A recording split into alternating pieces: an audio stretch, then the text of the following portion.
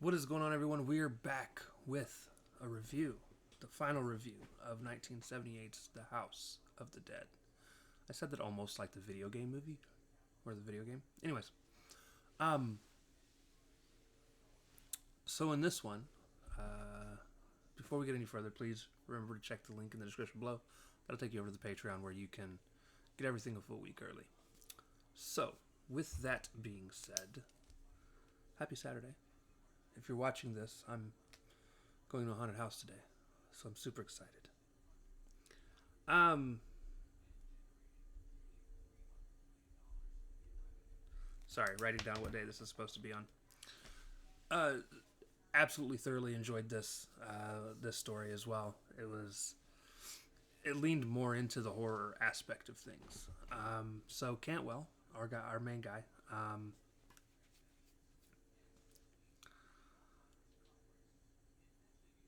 he's kind of a dick. He wants nothing to do with people, has no empathy. Everybody invites him to work to go do things, and he's like, "Nah, I'm good." And you hear his inner monologue, and he's like, "Jerk" or "dick" or whatever he says. He does not want anything to do with anyone.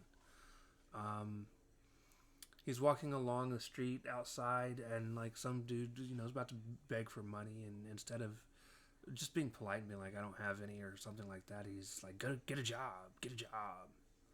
Um, and in the midst of telling dude to get a job, like pushes him away. But in the process, he also walks into a convenience store where I guess he thinks he's going to go buy something. As he walks into the store, he realizes it's empty, and he looks around for a second. So he turns around to leave, and he pushes on the door, and the door doesn't open. So he starts screaming out, "Hey, you locked me in!" And as he walks through the place to go try and find a way to leave, he finds an old elevator shaft where he sees a bunch of trash and stuff at the bottom. Now, I looked away at this point because I was trying to get my cat to jump up here with me, um, which is, I'm just going to be honest with you, will be a downfall that will happen again at some point. And in the process of me trying to get my cat to jump up in my lap and looking away, I couldn't tell if he was pushed into the elevator shaft or if he slipped and fell into the elevator shaft. Either way, he ended up in the elevator shaft. Um, Landed face first. I wouldn't, obviously not actually face first, or he probably would have landed on his head and died. But he did have a gash on his forehead, and he started to panic. Or he didn't panic at first. He was not happy. He goes to pull open the elevator door that is there on that floor to get off, and it won't open. At that point, the elevator starts to come down. He panics, almost gets squished, but it stops just in time. As it stops, the door flings open. He jumps out. The door closes behind him, and he starts to walk through. And he looks over and he finds an exit sign. And the exit sign, he starts heading through these boxes to get to the exit sign. And when it happens, he ends up in a room where there's no doors. Like a wall comes in behind him and closes him, and he gets stuck in there. So he gets upset, and as he's sitting there, and he starts to panic and kind of starts to lose his mind. One of the wall either raises up or slides off to the side. I don't remember exactly. I think it raises it up. You see another wall with like nails on the other end, and they start to come towards him.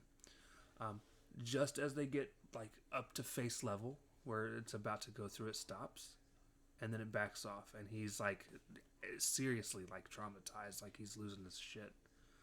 And then at this point, he's laying there, he's starting to kind of cry, and the door opens up just a little bit, and a bottle of alcohol rolls out, and he grabs it, and he looks at it, and he rolls it around to make sure it's real. Grabs it, opens it up, drinks it. It fades to the next scene where it's him laying around with like 7 or 8 alcohol bottles around him. And as he's laying there, the wall opens up, and it reveals the outside. As he walks outside, he runs across a guy that's in a nice business suit, and he walks up to him, and he's just trying to talk to him. And the guy's like, "Look, I don't want money. Maybe you should get a job." And As he walks down the street, he goes into the same convenience store, and the guy tries to stop him, but the guy just goes in. And that ends the story. So then the mortician's talking with the guy, and the guy's like, yeah, but you have the body. And he's like, yeah, he died shortly thereafter. Rotten liver. So he died from alcohol abuse. Which is what my dad died from, by the way. So he goes on, and the guy, he has a fifth coffin. The mortician has a fifth coffin. And the guy goes, so who's in the... What happened to the guy in this one? And he's like, oh, I don't know. Infidelity, maybe. And then at that point, the guy kind of looks at him. What's his name?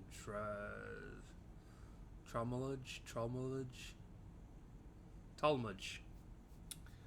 And the mortician looks at him and he goes, ah, yes, Mr. Talmadge, you should stick around and I have so much more to show you.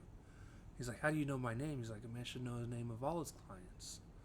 And the guy panics, runs out of the room. As he runs outside, you hear the laughter of the evil, maniacal laughter of the mortician. And the camera pans back, and you see that he runs out of what is an abandoned and run-down hotel. He starts to run down the street, and you hear what sounds like somebody running behind him.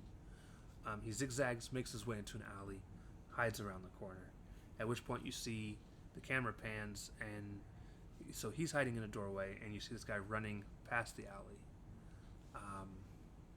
And then as he turns around, or he doesn't turn around, it doesn't show him turn around, but he runs past, and he kind of peeks around the corner, and then he sees the guy walk back as he and walks down the alley and walks slowly, and he sees the guy standing behind the doorway, and he looks at him, and the guy's like, yeah, and he's like, and he looks at him and he says, did you think I was never going to figure out about you and my wife? At which point I was so happy. I was like, thank you. Because I was worried he was just going to get mugged by some random person, and he was going to be like the one person to die, not related to the stuff that he did. But the chick's husband finds him, and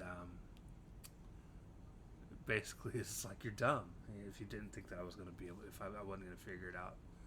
And then he shoots him, walks off, and the mortician and another paramedic pick him up into an ambulance to cart him off to the morgue, and that was the end of the movie. Listen, I'm going to be 100% honest with you. The only story I didn't like in this was the very first one. I still think the alien kids with the weird hillbilly teeth, alien hillbilly teeth. I'm gonna leave it at that too. It was almost on some like what was that Wes Craven, Hills Have Eyes type shit. But it was more the story that I didn't like. The kids with the crazy teeth was kind of cool, but it did the weird, like, you obviously didn't see anyone die or anything like that. It did the weird psychedelic thing, and that's just not my thing. That's but no, I had a lot of fun at the end of this. I would actually rank this so far higher up on the scale of things, of everything that I've watched. Now, again, we're talking about like a foreign movie that wasn't all that good. We're talking comparing it to Patient 7, which Patient 7 was also pretty decent in my opinion. First season of Goosebumps, Armchair Thriller was okay. I haven't had the best of luck with runs. I'm wanting something truly horror centric. I thought this was going to lean heavily into that, and obviously at least 2 of the stories did. But the other 3 stories, because again, the frame narrative also falls more into a true crime scenario than anything. So, but still, a lot of fun, and I can't wait to see what we get to next, guys. With that being said, the next thing that you're going to see come today, and yes, it'll be a 3rd video today, you are going to get a ranking video, which will also be the video where we find out what comes next. So, I'm excited for that. Love you guys. See you soon.